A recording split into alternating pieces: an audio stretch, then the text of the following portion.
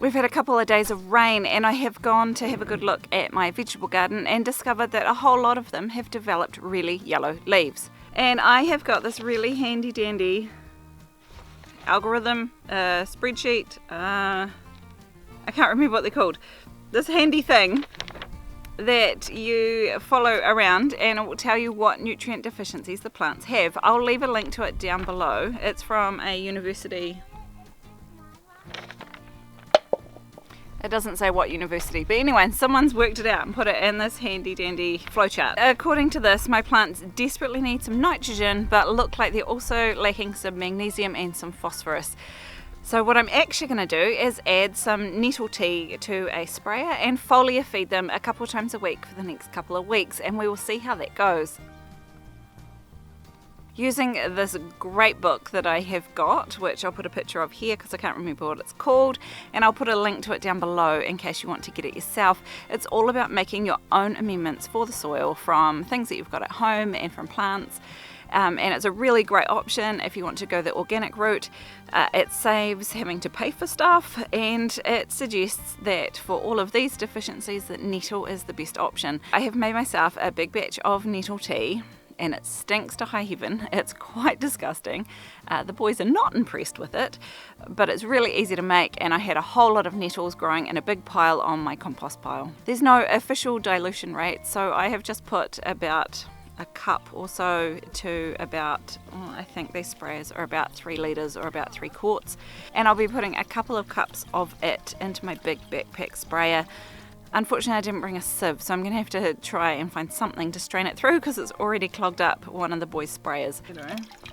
Oh, I will carry that.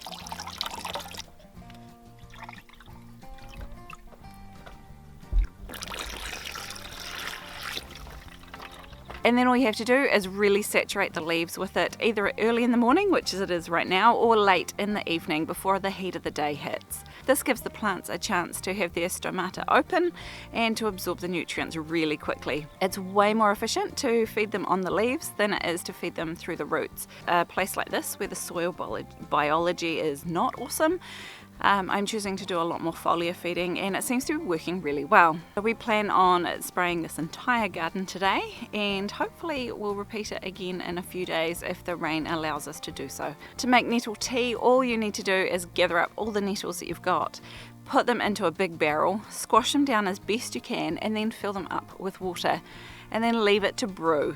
Now this stuff has been brewing for about 2 weeks now, and as it brews for longer and longer, it will become more and more potent as the bacteria and things start breaking everything down. So at the moment this is quite a fresh new brew, so I can use a lot more of it in my sprayer. Once it becomes a bit stronger, I can use less of it. The risk is always if you make something too strong with too much nitrogen or too much electrolytes, it can burn your plants and cause some leaf drop, but I don't think this has been here that long. The usual option is to dilute organic amendments like this until it looks like a weak tea. Now if you're foliar feeding, what I do is take the weak tea option and then dilute it probably about 3 or 4 times again. Ordinarily I might do 50-50, this in water if I was watering it around the roots, and that would look like a really weak tea.